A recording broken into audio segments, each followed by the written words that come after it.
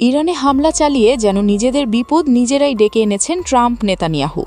ভেবেছিলেন দেশটির সর্বোচ্চ ধর্মীয় নেতা আয়াতুল্লাহ আলী খামেনিকে সরিয়ে দিতে পারলেই ইরানকে দুর্বল করে কবজা করতে পারবেন তারা। তবে তাতেই হিতে বিপরীত হতে পারে এমনটা বোধহয় স্বপ্নেও ভাবেননি তারা কেউই।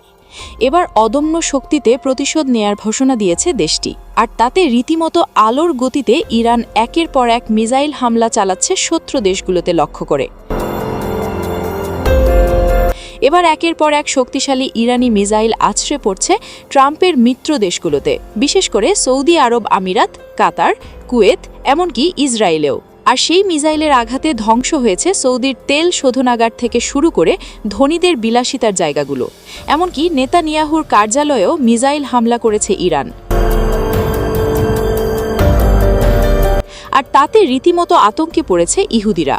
ইরানের সর্বোচ্চ নেতা আয়াতুল্লাহ আলী খামেনের মৃত্যুর বিষয়টি মোটেই মেনে নেয়নি ইরান, আর সে কারণেই এবার একের পর এক পাল্টা ড্রোন আর মিসাইল হামলা চালিয়ে রাতের ঘুম কেড়ে নেয়ার মিশনে নেমেছে ইরান।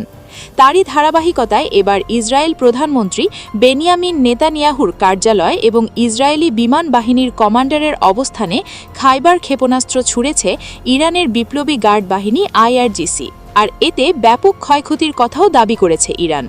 এ নিয়ে দেশটির সংবাদ সংস্থা তাসনিম নিউজ এজেন্সির এক প্রতিবেদনে দাবি করা হয়েছে, হামলার পর ইসরায়েলের প্রধানমন্ত্রী বেনিয়ামিন নেতানিয়াহুর পরিণতি এখন অনিশ্চয়তার মেঘে আচ্ছন্ন।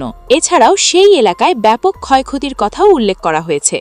তবে এ বিষয়ে ইসরায়েল প্রশাসনের পক্ষ থেকে এখনও পর্যন্ত আনুষ্ঠানিক কোনো মন্তব্য পাওয়া যায়নি। এর আগে শনিবার ইসরায়েল ও যুক্তরাষ্ট্র ইরানের উপর সামরিক হামলা চালানোর পর পাল্টা প্রতিক্রিয়ায় ইরান অধিকৃত ভূখণ্ডে ক্ষেপণাস্ত্র ও ড্রোন হামলা শুরু করে। তাসনিম নিউজের দাবি, ইসরায়েল ও যুক্তরাষ্ট্রের আঞ্চলিক ঘাঁটিগুলোর বিরুদ্ধে এ পর্যন্ত 10 দফা হামলা সম্পন্ন করেছে তেহরান।